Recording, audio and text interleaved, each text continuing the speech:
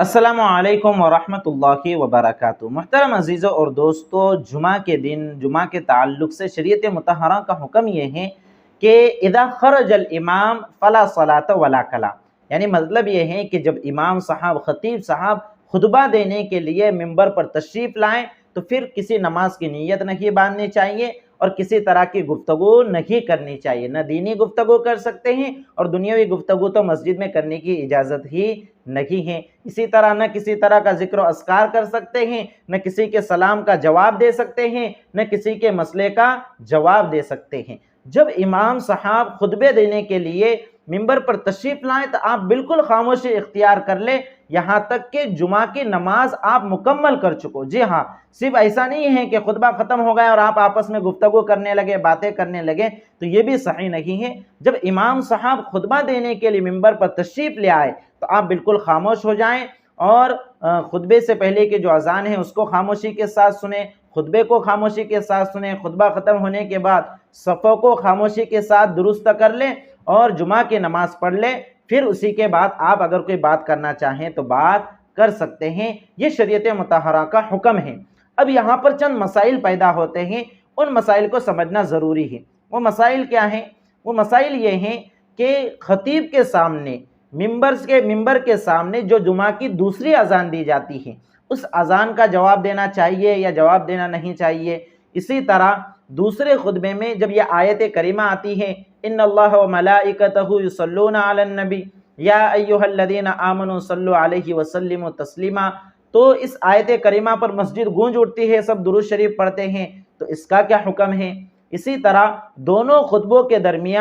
درمیانی جو وقت ہے یہ قبولیت دعا کا وقت ہوتا ہے، اس لیے بہت سارے لوگ اس موقع پر ہاتھ اٹھا کر دعائیں مانگتے ہیں اپنی زبان سے الفاظ کے ساتھ، تو اس کا کیا حکم ہے؟ اسی طرح جمعہ کی نماز کی جو اقامت کہی جاتی ہے کیا اس اقامت کا جواب دینا مستحب ہے دیگر نمازوں کی اقامت کی طرح؟ تو ان سارے مسائل کو انشاءاللہ آج کی اس ویڈیو میں ہم سمجھنے کی کوشش کریں گے۔ تو میرے عزیزوں اور دوستو، جیسا کہ میں نے شروع میں عرض کیا کہ جمعہ کا جو خطبہ ہے اس کا سننا ضروری ہے، جمعہ کا خطبہ سننا واجب ہے۔ جمعہ کے خطبے کے دوران آپ نہ کوئی ذکر کر سکتے ہیں، نہ کسی سے بات چیت کر سکتے ہیں، بلکہ یہاں تک علماء نے لکھا ہے کہ اگر آپ کے بازو میں کوئی شخص باتیں کر رہا ہے تو آپ اس کو خاموش رہنے کا حکم بھی نہیں کر سکتے، بلکہ آپ اپنا خاموش بیٹھے رہیے، اسے خاموش بیٹھنے کے لیے بھی نہ کہیں ورنہ آپ گنہگار ہوں گے۔ تو میرے عزیزوں اور دوستو، جب یہ بات آپ نے سمجھ لی تو یاد رکھیے کہ علماء نے یہ بات کہی ہے، یہ بات کتابوں میں لکھی ہے کہ جمعہ کی جو دوسری اذان ہوتی ہے جو خطیب کے سامنے دی جاتی ہے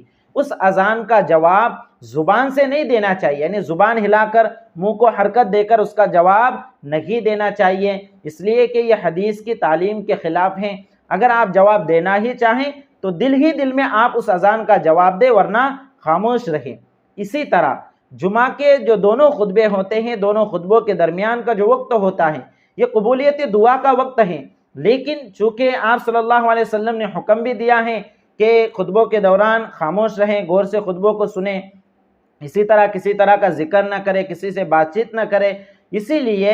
جو دعا کی جاتی ہے اس کے لیے ہاتھ اٹھانا بھی کسی حدیث سے ثابت نہیں ہے اور زبان سے دعا مانگنا یہ بھی حدیث کے خلاف ہے۔ اس لیے اگر دونوں خطبوں کے درمیان آپ کو دعا کرنی ہے تو آپ دل ہی دل میں دعا کریں اور دعا کے لیے ہاتھ اٹھانا بھی ضروری نہیں ہے، بلکہ آپ سنجیدگی کے ساتھ بیٹھے رہیں اور دل ہی دل میں آپ کو جو دعائیں مانگنی ہیں زبان سے الفاظ ادا کیے بغیر آپ وہ دعائیں مانگیں۔ ان اللہ علیم بذات الصدور، اللہ دلوں کے بھیدوں کو جاننے والا ہے، اس لیے آپ جو بھی دعائیں مانگیں گے انشاءاللہ اللہ رب العزت اسے قبول فرمائیں گے۔ ہم ایسا کیوں کر رہے ہیں؟ اس لیے کہ ہمیں دونوں حدیثوں پر عمل کرنا ہے۔ ایک حدیث تو وہ ہے کہ جس کے اندر یہ کہا گیا کہ خطبوں کے دوران بالکل خاموش رہا جائے، اسی طرح جو دوسری حدیثوں میں آیا کہ دونوں خطبوں کے درمیان کا جو وقت ہوتا ہے یہ قبولیت دعا کا وقت ہوتا ہے، اس لیے ہم دل ہی دل میں دعا کر رہے ہیں، تو اس صورت میں دونوں پر عمل ہو جائے گا۔ لیکن اگر ہم ہاتھ اٹھا کر زبان سے دعا کریں گے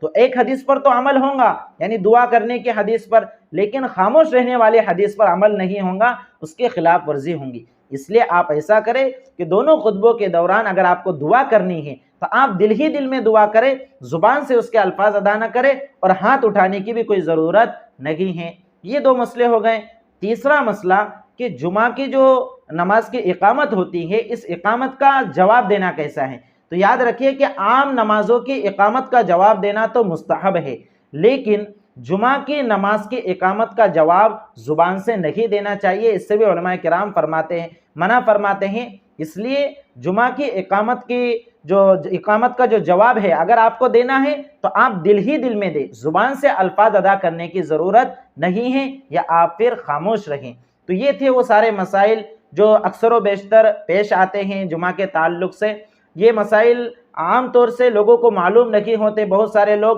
دونوں خطبوں کے دوران ہاتھ اٹھا کر دعائیں کرتے ہیں، زبان ہلاتے ہیں۔ اسی طرح ایک مسئلہ جو رہ گیا بولنے کا وہ یہ ہے کہ جو دوسرے خطبے کے اندر ان اللہ و ملائکتہ یصلون علی النبی یا ایھا الذین آمنوا صلوا علیہ وسلموا تسلیما والی آیت آتی ہے، تو اس آیت کے موقع پر مسجد گونج جاتی ہے، فوراً لوگ سب اللہم صلی علی سیدنا محمد درود شریف پڑھنا شروع کرتے ہیں۔ تو بے شک درود شریف پڑھنا چاہیے، اچھی چیز ہے، لیکن چونکہ یہاں پر دو حدیثیں جمع ہوئی ہے، جیسا کہ میں نے اس سے پہلے والے مسئلے میں آپ کو بتایا کہ خاموش رہنے کا حکم بھی حدیث میں آیا ہے، اب یہاں پر آیت ہے جس میں درود پڑھنے کا حکم دیا جا رہا ہے، تو دونوں حکموں پر عمل اس طرح ہو سکتا ہے کہ آپ دل ہی دل میں زبان کو حرکت دیے بغیر آپ درود شریف پڑھ لیجئے، تو درود شریف پڑھنے والی حدیث پر بھی عمل ہو جائے گا، قرآن کریم کی آیت پر بھی عمل ہو جائے گا، اور خاموش رہنے والی حدیث پر بھی عمل ہو جائے گا۔ تو ایسی صورت اختیار کرے کہ دونوں حکم پر کیا ہو جائے، عمل ہو جاوے۔ تو یہ مسائل اکثر و بیشتر پیش آتے ہیں، اس لیے میں نے آپ کے سامنے بیان کر دیے۔